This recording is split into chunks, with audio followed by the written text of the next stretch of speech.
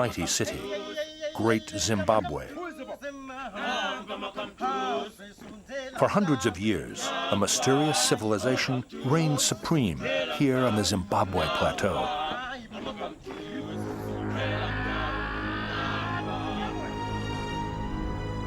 Then suddenly in the 16th century, it crumbled, leaving behind only a riddle.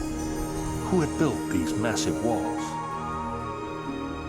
Obsessed with legends of a lost white civilization, a German explorer stumbled upon the ruins.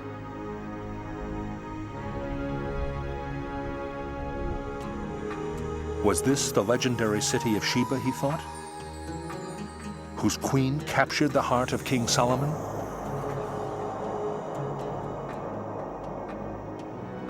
"50 years later, an archaeologist in her quest for the truth unearthed an even more remarkable past. Had Great Zimbabwe been the center of a powerful black culture, one of the greatest cities of its time? This idea sparked furious debate and threatened to overturn centuries of bias about Africans and their history.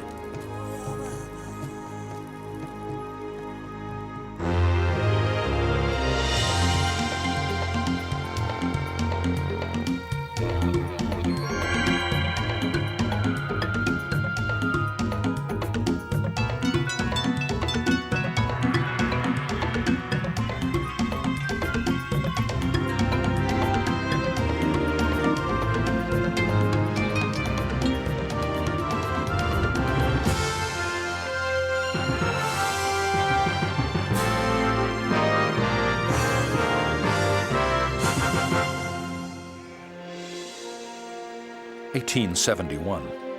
The German explorer Karl Mauch searches for a legendary city he's convinced lies hidden in wildest Africa.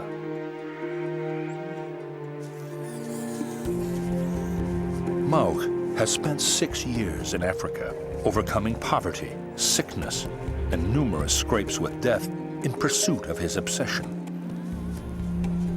Against all odds, Mauch discovers immense stone walls that cover hundreds of acres. He is overawed. What he has found are the ruins of an ancient civilization, the only one of its kind in sub-Saharan Africa. Mauch believes this discovery will be his crowning achievement.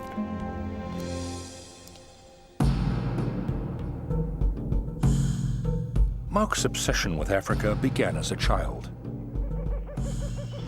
At that time, Africa was a land of mystery. Fantastic stories hinted at wondrous landscapes populated by exotic animals and wild natives.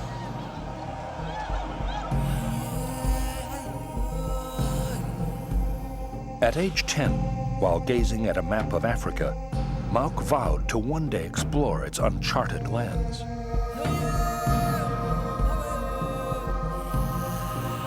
Like many Europeans, Mauch's understanding of Africa was based on legends that grew out of the Bible.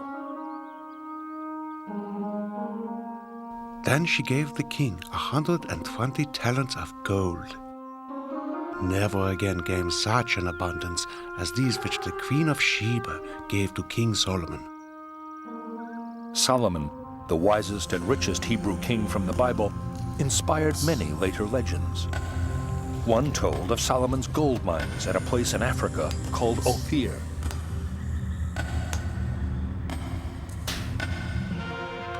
Others spoke of the enigmatic Queen of Sheba.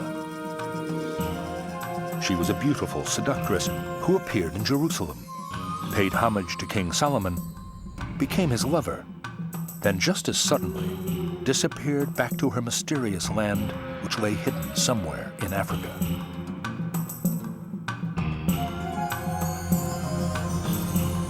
Arab traders plied the East African coast in search of the lands of Sheba and Ophir. The Africans who traded with these Arabs came to believe that Solomon's mines and Sheba's lost city were somewhere in the interior. Mauch burned to be the man who would discover these legendary lands.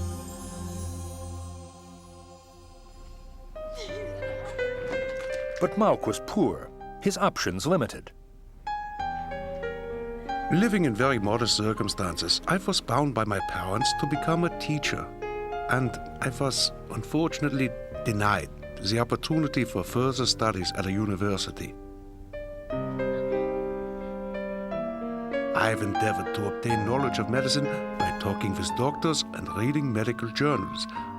I have started the practice of collecting insects, herbs, and minerals.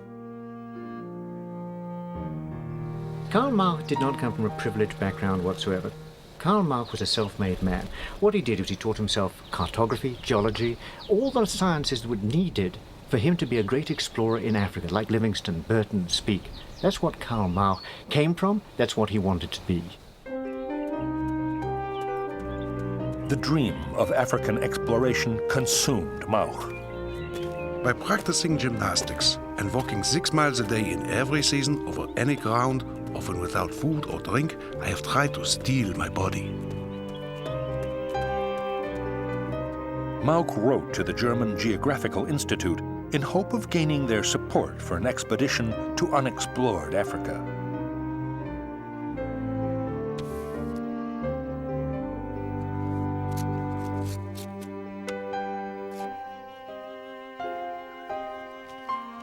The response was harshly negative.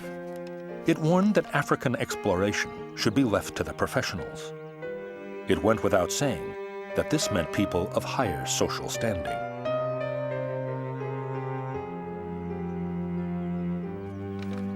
He carried this letter with him for years.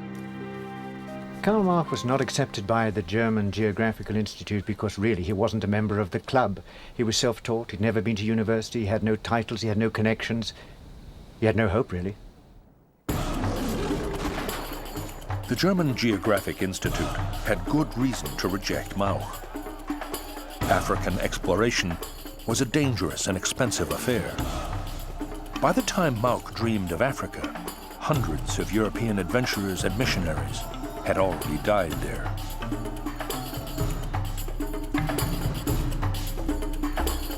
Most explorers were independently wealthy or well-connected. In Africa, they could afford to hire scores of natives, who became their laborers, porters, guides, and translators. Mauk, however, had nothing, not even ship fare to Africa. Determined to explore wildest Africa, Mauk, age 27, enlisted as a crew member on a ship sailing for Durban, South Africa in 1864.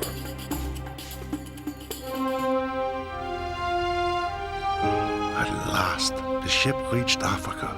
How I wished for the time when, for the first occasion, I would be able to set foot on this strange soil. But the reality of Durban and the many other European settlements in South Africa clashed with Mauk's dream of an untamed land. South Africa in 1865 was inhabited by, of course, a great number of tribes, the Xhosa, the Zulu, the Sotho, and by this time, quite a few whites, about 250,000 whites had come, settled, immigrated, whatever you like, and in fact conquered a bit.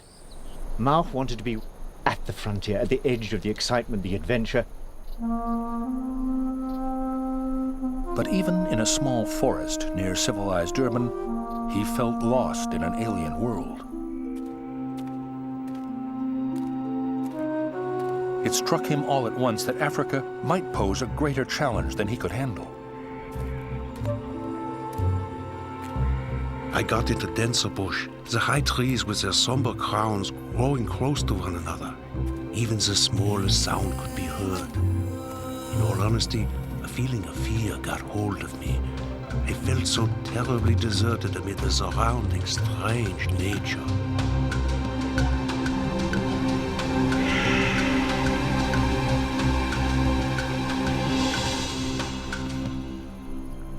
He overcame this panic and struck out on foot for the frontier in what is now northern South Africa.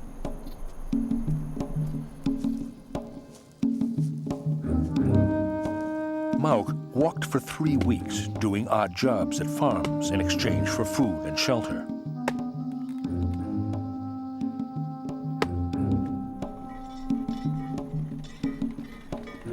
joined one of the wagon trains that carried supplies to frontier settlements.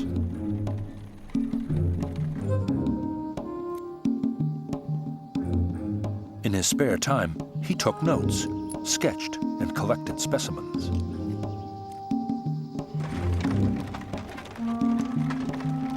He fell in love with the country, but not the settlers, most especially the Boer, the Dutch colonists.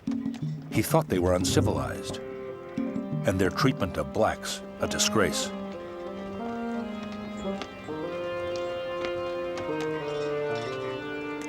A Kafir, or native colored, is in the opinion of the Boer, not a man.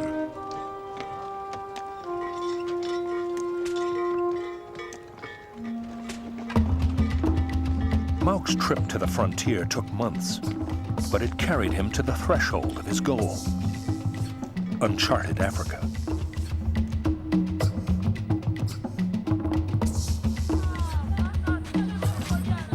Scattered African villages and European farming towns dotted the vast tracts of open land along the frontier.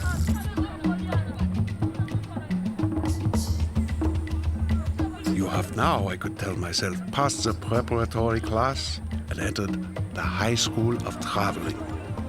You have become the top of the form. Over the next year, Mauk tentatively ventured from the frontier towns and villages to explore what lay beyond.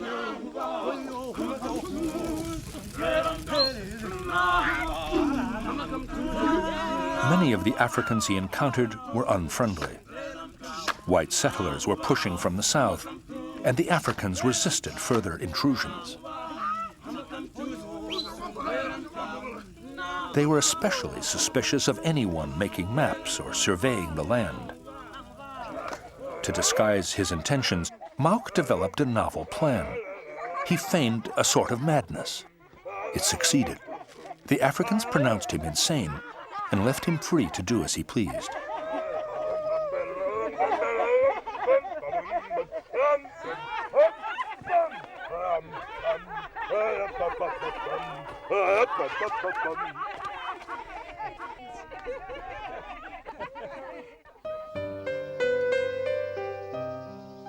With just a simple compass and a pen and ink set, Mauk created the first maps and sketches of the South African interior. He sent his journals to the Geographical Institute in Germany, the same group that had rejected him. They began to publish Mauk's accounts and, to his great satisfaction, portrayed him as a model German explorer. German sponsors even began to send small sums to support his efforts.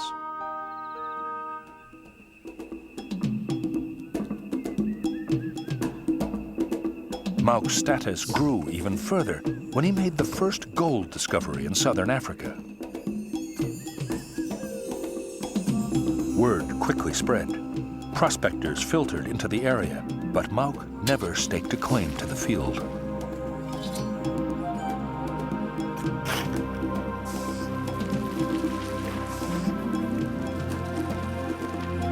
I have before me a choice between my gold discoveries and my explorations. Without hesitation, he chose exploration, and so gave up the chance to make a fortune.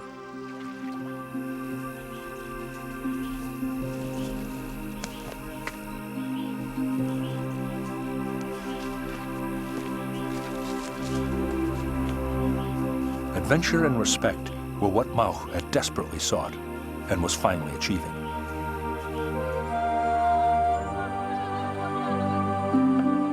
He wanted more.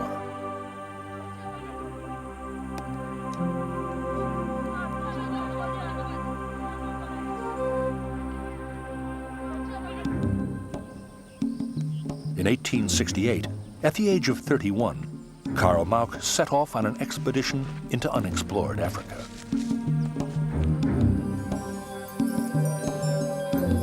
I may, without exaggeration, call this journey a long fight against hunger.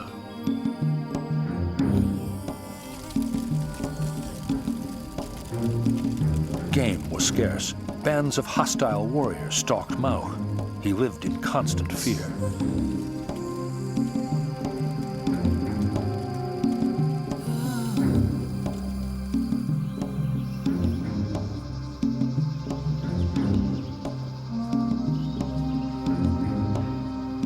While mapping the swampy coastline, Mauk contracted malaria, went without food for 8 days, and fell into a coma. Fevers and ill health would torment him for the rest of his life.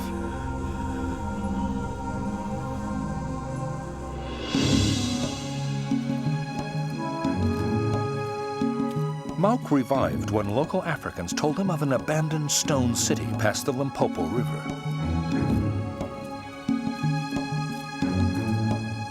Though still weak, Mauk resolved to find the fabled city, and in January of 1871, 6 years after arriving in Africa, he set forth on the adventure he believed was his destiny.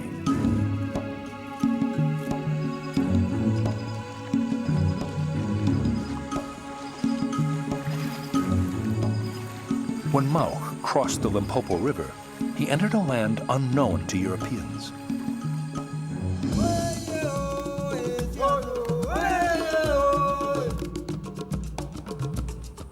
It was also an alien world in which Mauk offered an easy target for chiefs who demanded gifts. His trade goods quickly dwindled. In these circumstances, one has to exert patience. One has to assume the right expression on one's face when handing out presents.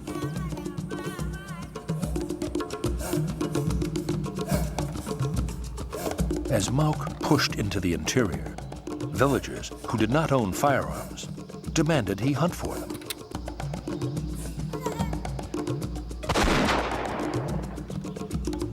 At one point, he was feeding 40 people a day who did no work in return.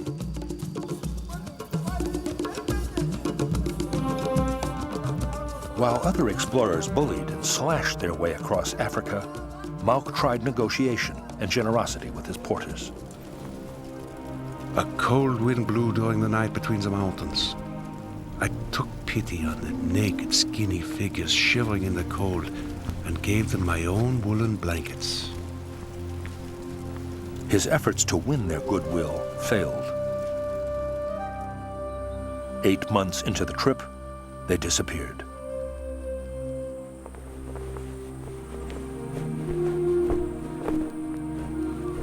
They'd sliced open his bags and stolen much of his goods.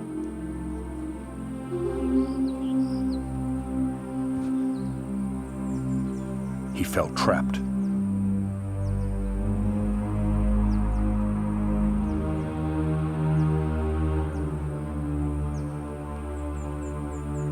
I could not flee.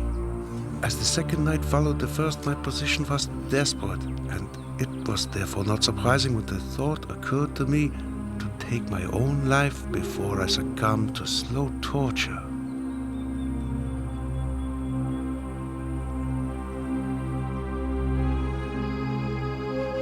But Mauk must have known that his goal was near.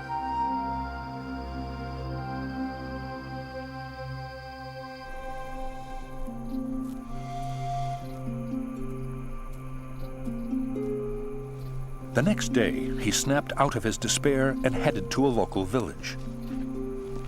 There, he hired guides who led him to a distant mountaintop.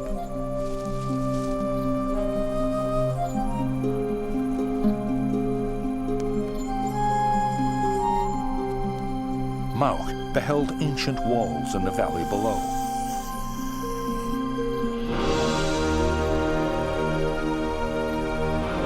God be praised. That is what I have been seeking. Only a few days before, I was occupied with grave thoughts of death, and today I stand before the most brilliant success of my travels.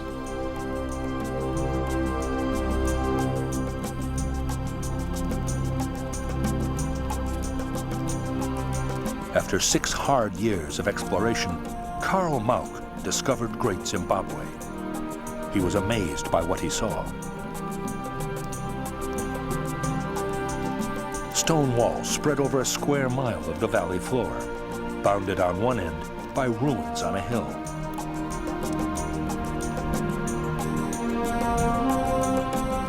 At the center of it all stood an enormous enclosure, 30 feet high and hundreds of feet around.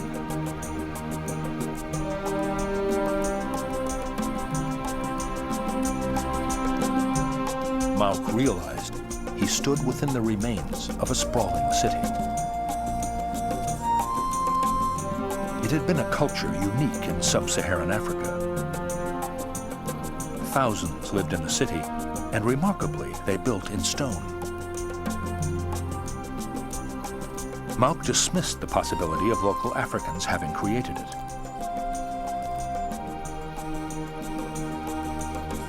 Mauk was not immune to European prejudices about Africa, and they guided his thinking. In Mauk's mind, Africans built grass huts and lived off the land. It was inconceivable to him that they could construct such a magnificent city. The local Africans seemed to share Mauk's views. All are absolutely convinced that white people once inhabited the region.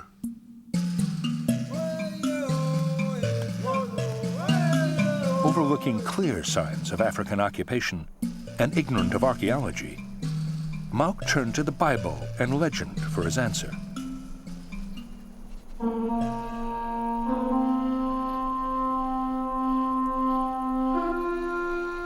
The whole fantastic site, Mauk believed, was the Queen of Sheba's palaces and temples. The center of the legendary Golden Realm of Ophir.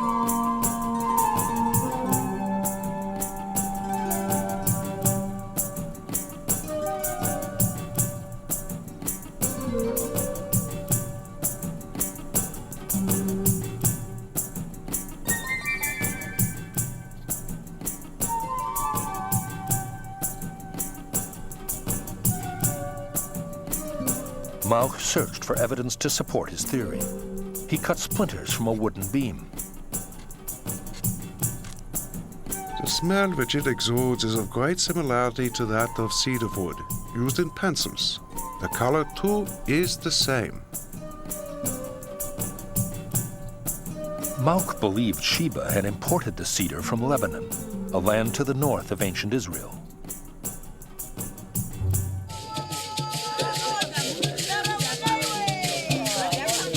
The local African tribes provided further evidence for Mauk. He thought their customs of circumcision and ritual butchering had been learned from Sheba generations before and passed down through the years. Mauk was ecstatic. He believed he'd just made one of the greatest discoveries of all time, a legendary lost city rescued from oblivion in Africa.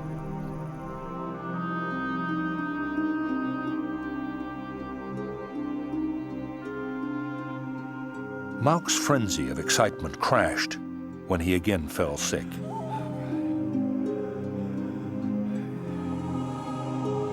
Desperate and alone, he knew that to stay alive, he'd have to return home.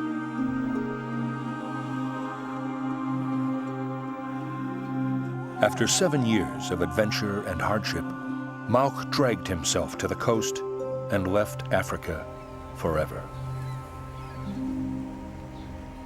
Germany had changed radically during Mauk's time in Africa. War and politics preoccupied his countrymen. And Mauk's earlier exploits had largely been forgotten. But the greatest blow fell when the people Mauk most admired, scientists and historians, dismissed his theories about Sheba. A chemist determined that the wood Mauk had cut from the Zimbabwe ruins was indigenous to Africa. It wasn't cedar brought there from Lebanon. Others pointed out that Mauk's sketches of Great Zimbabwe's walls looked nothing like the buildings of ancient Jerusalem. And they ridiculed the idea of black Africans practicing Jewish rituals.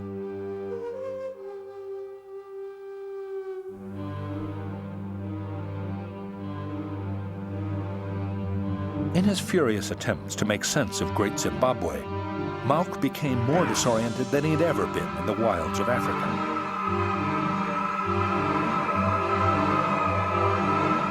Racked by fevers, he grew increasingly irrational and unpredictable.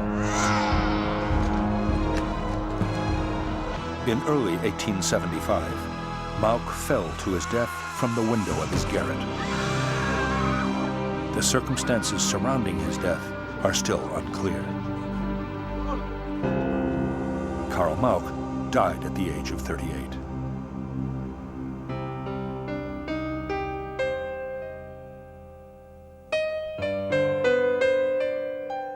Despite all that Mauk accomplished and all that he overcame to reach Great Zimbabwe, the only memorial to him stands in Germany at a teacher's training college.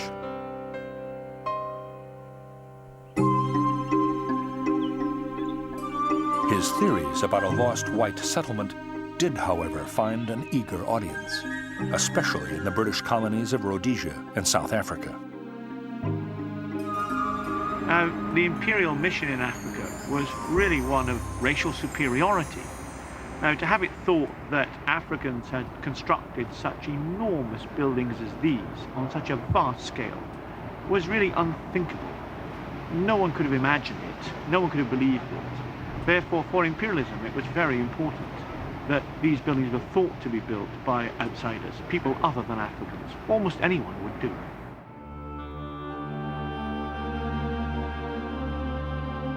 South African and Rhodesian settlers would fight to the last for their vision of a white Great Zimbabwe. They countered any challenge to the myth of white superiority with a storm of vitriol and ridicule. Only a formidable character could withstand this onslaught.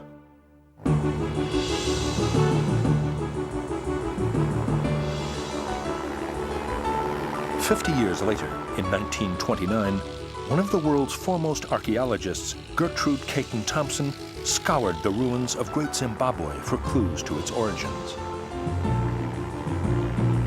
Years of hard work and struggle had won Gertrude grudging respect in a male-dominated field, but Great Zimbabwe posed her greatest challenge yet.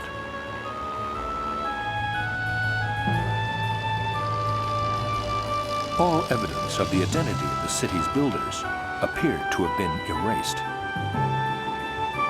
But failure was not an option for Gertrude. Tireless in her pursuit of the truth, Gertrude would search until she found what she needed, the key to unlock the mystery of Great Zimbabwe's origins.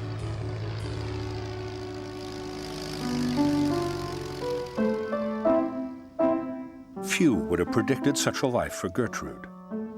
She was born in 1888 into a privileged English family, but it was also unstable.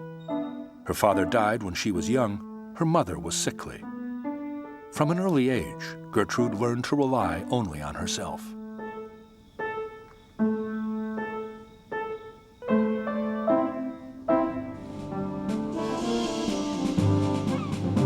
Travel was one of the few constants in her life. Something of value had been gained from the travels of my early childhood.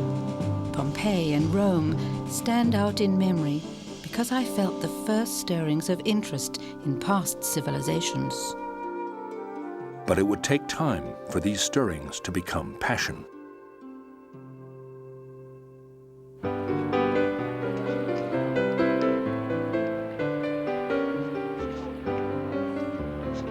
In her 20s, Gertrude's existence was an aimless one.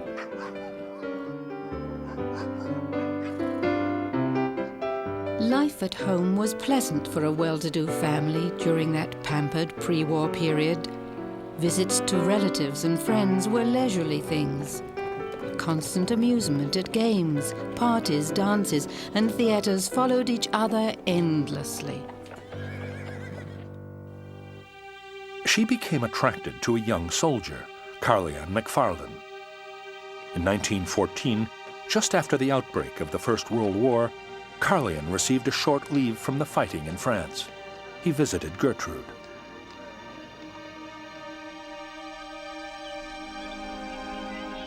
Time flew, and apart from the war, we talked nostalgically of the carefree past. I faced the fact that I loved him with my whole being.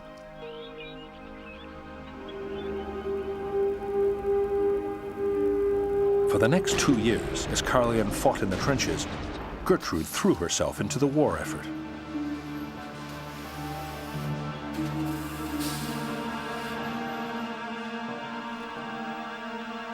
In 1916, news arrived that turned Gertrude's life upside down. On September 16th, Carleon was killed in an ambush. Gertrude never recovered from his death. Almost 25 years later, she visited McFarlane's mother. When I left to say goodbye, she was in bed. After a parting embrace, I noticed for the first time Carleon's sword and medals. She said, in a tone of assertion, not of query, "You loved him." I replied, "He was loved by everyone who knew him." For Gertrude, the option of marriage and a family of her own died with Carleon McFarlane. And it wasn't a subject that she talked about much or hardly at all, but it must have had a huge influence on her career. I mean, if she'd been married and probably been a soldier's and an ambitious soldier's wife, she might never have gone in for the things she did.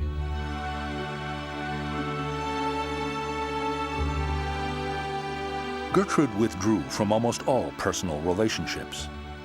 In later years, one of the few deep friendships she formed was with the de Navarro family. Gertrude helped raise their son Michael.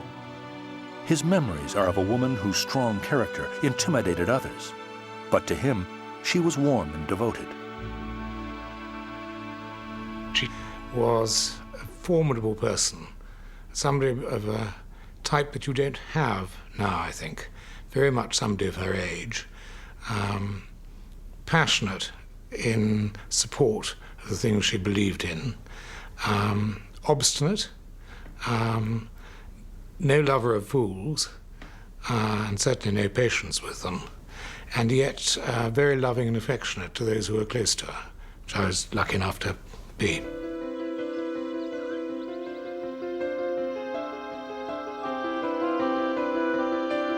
In 1920, Gertrude sought to escape the easy trappings of her earlier life. She volunteered at an archaeological dig in the south of France. During the visit, I made a new interest: prehistory. With the determination that marked the rest of her life, Gertrude, now 32, pursued her new passion, archaeology.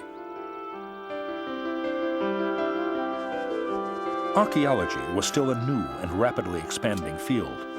Demand for specialists created opportunities for professionals. The discipline and precision of modern archaeology suited Gertrude's exacting and perfectionist nature.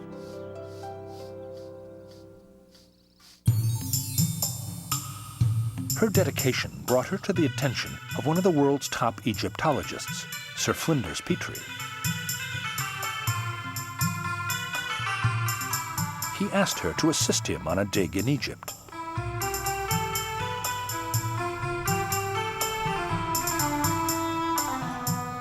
Sir Flinders Petrie was a demanding and often difficult teacher, but Gertrude excelled. In 1924, Sir Flinders Petrie helped her obtain a small grant for her own dig in Egypt. It was a great success. Her conclusions pushed back the date for the origin of Egyptian civilization 5,000 years. Although they have since proved correct, they contradicted Sir Petrie's own theories. He severed all support. Gertrude raised the funds herself and continued. She would never relent to threats or bullying.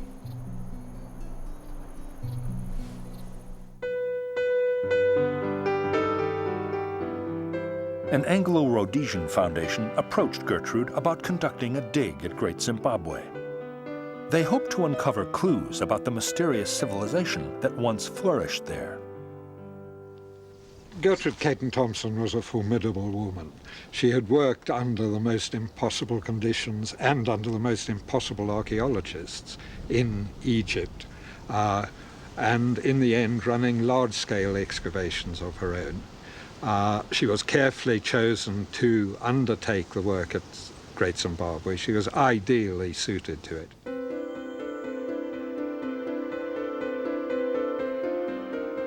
The foundation set one condition, that Gertrude present her conclusions about Great Zimbabwe's origins to the British Association for the Advancement of Science in only 8 months' time.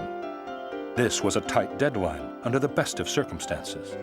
Undaunted, Gertrude accepted.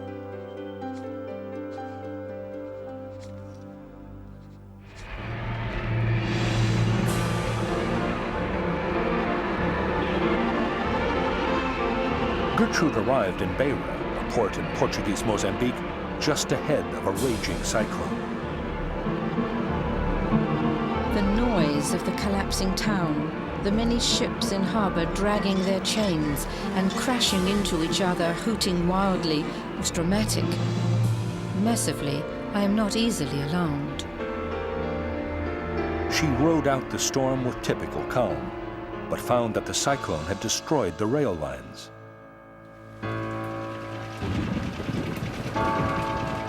Gertrude drove towards Rhodesia, but the rainy season turned the roads to mud and the rivers to churning torrents.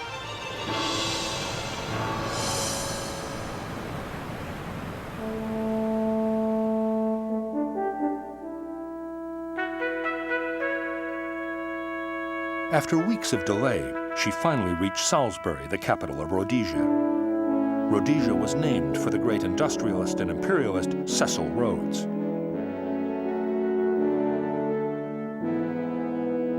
Rhodes masterminded British expansion throughout southern Africa, personally controlling thousands of square miles of land as he created one of the world's greatest fortunes.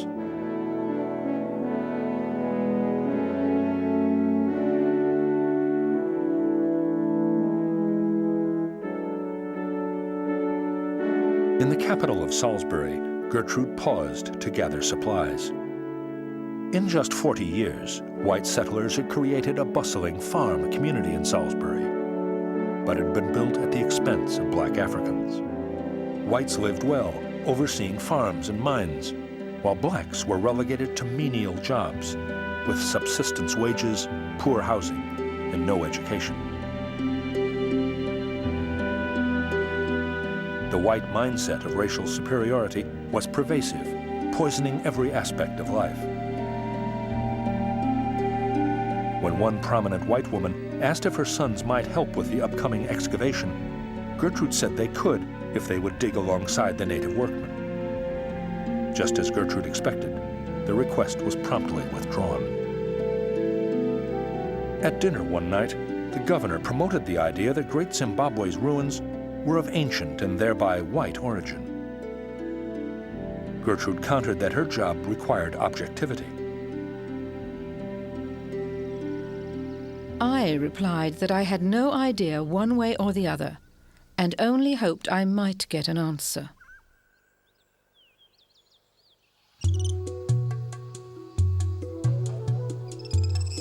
The team Gertrude brought to Great Zimbabwe reflected her willingness to flaunt convention.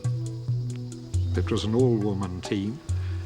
I think very deliberately she always worked with women and was one of the first feminists in archaeology. It was one of the first all-female archaeological teams in history.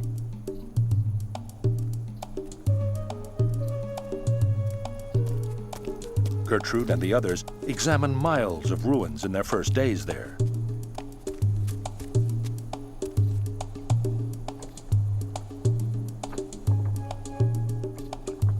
Normally, a site this size offers numerous options for an archaeologist. But many others had been there before Gertrude. She was stunned by what they had done.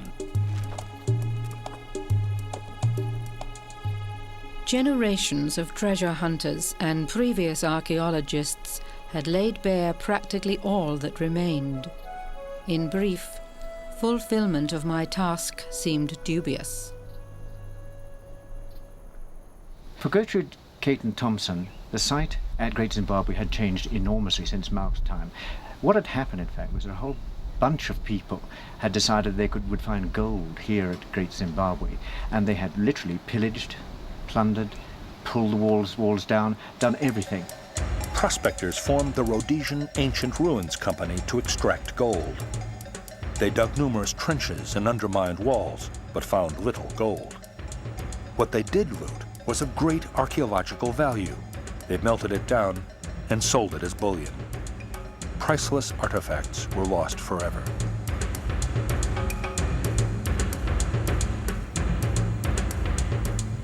Early treasure seekers also uncovered stone birds. Cecil Rhodes bought 2 to mark the entrance to his estate, and hired men to search Great Zimbabwe for evidence that it had been built by a white civilization. In their rush to prove that Zimbabwe was of white origin, excavators moved tons of topsoil, destroying artifacts of African origin. The damage was irreparable. As for evidence of white occupation or construction, nothing was ever unearthed.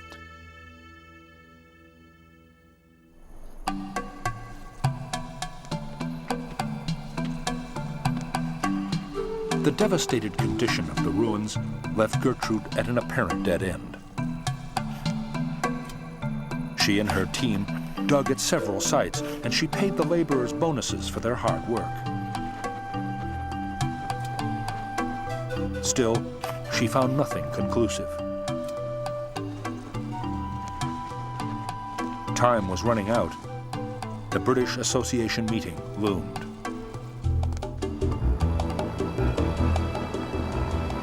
Gertrude arranged for a plane so that she could inspect the ruins from a new perspective.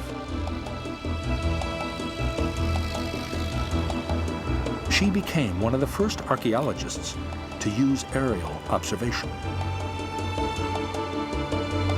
As she swept past the hill ruins, Gertrude spotted a path that from the ground was obscured by vegetation. It led to terraces beneath the hill walls and had clearly not been used in hundreds of years. Treasure seekers had overlooked the seemingly inaccessible terraces.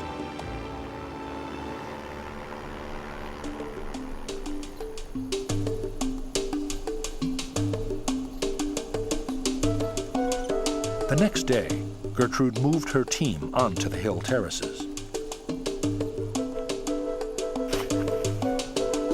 There, they uncovered a wealth of objects untouched by anyone but the original inhabitants. Everything that Gertrude Caton Thompson found was clearly African. There were changes in the pottery designs, but all was African. The only foreign material she found were glass beads and Far Eastern ceramics, Near Eastern ceramics, but these were firmly dated to about the 13th century. So they, in fact, reinforced the African material, that this was a 13th century local culture that had trade connections overseas.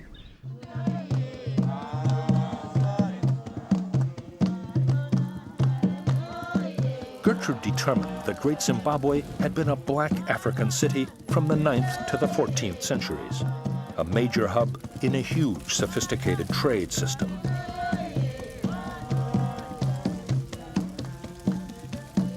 Great Zimbabwe had straddled the trade route Africans followed as they carried ivory and gold from the interior to the coast. Their trade partners were Arab merchants, who were the great middlemen, dealing in goods from as far away as India and China.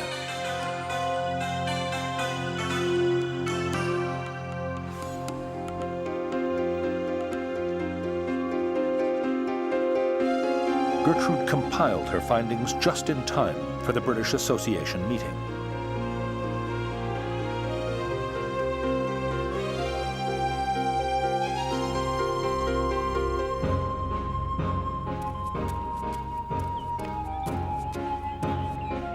She expected a hostile reaction to the idea of a black Great Zimbabwe, but headed into the controversy with her usual poise.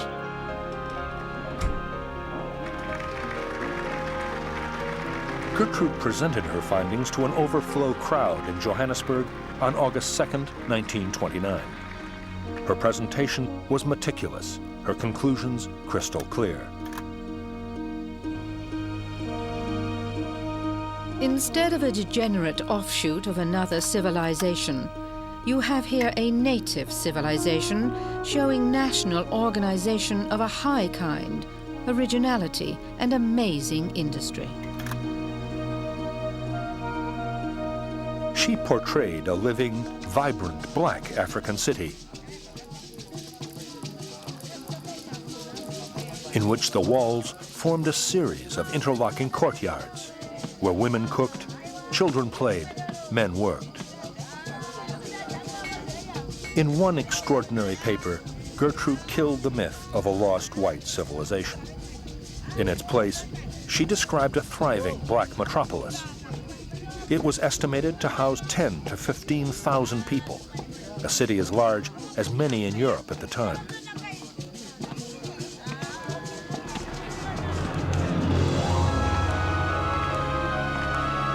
Many were scandalized. They remained convinced that Africans were simply incapable of creating such a civilization. Several stormed from the room. Even the normally calm Gertrude was shaken by the fury her conclusions triggered. Gertrude Caton Thompson's work gave her the highest reputation among academics and scientists. It did nothing to persuade the settler to overcome his prejudices. And nothing that anyone could do, either Caton Thompson or in the 50 years subsequent to her, were going to convince people with such strong racial prejudices that Great Zimbabwe was not exotic.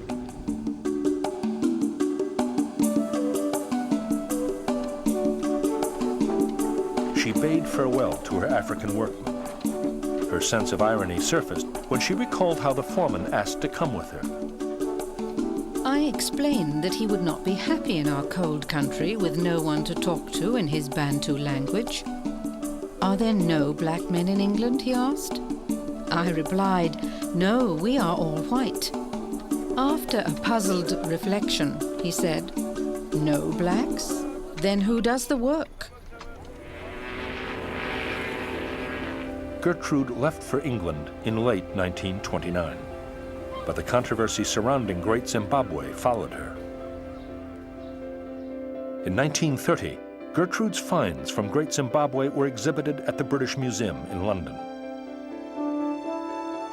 I undertook to be present 3 days a week, to answer questions and be long-suffering to the many who continued to believe in the Queen of Sheba. In the exhibit's wake came letters in the press and lively correspondence from strangers. I refrained from being drawn into these. But she kept a special file. Caton Thompson was a very professional scientist. She could be quite cold and quite clinical in the things she did. She put the quality of her work above all else, and she could not tolerate fools. And to her, many of those who speculated on Great Zimbabwe were nothing but fools.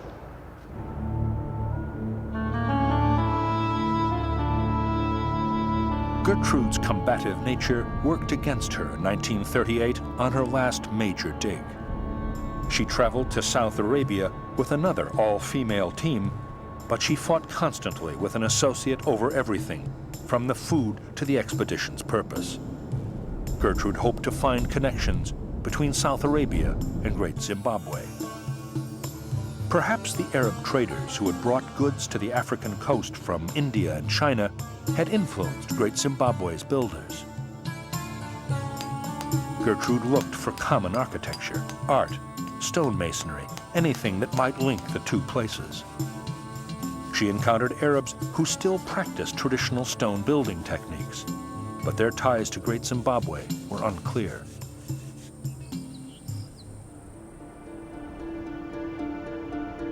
Towards the end of the expedition, she became gravely ill. Sick and exhausted, she returned to England. She began to suffer from spells of lightheadedness that plagued her for the rest of her life. A doctor diagnosed a distended heart. Now 50 years old, Gertrude settled into a quiet life with her friends, the de Navarros, and their young son, Michael. They became the stable family she'd never had. But in the end, she moved in with us, and that was a very happy arrangement. It was like having an extra and honorary aunt living with as part of the family.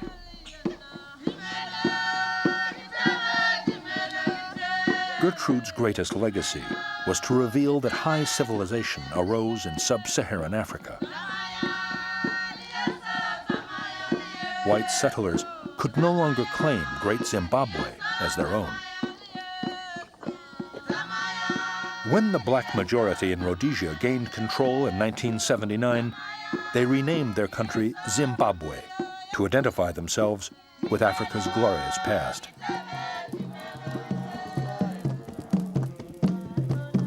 The ruins, which once illustrated the folly of prejudice and bias, now stand for an independent, dynamic Africa. As Gertrude Caton Thompson said, Great Zimbabwe lies in the still pulsating heart of Africa.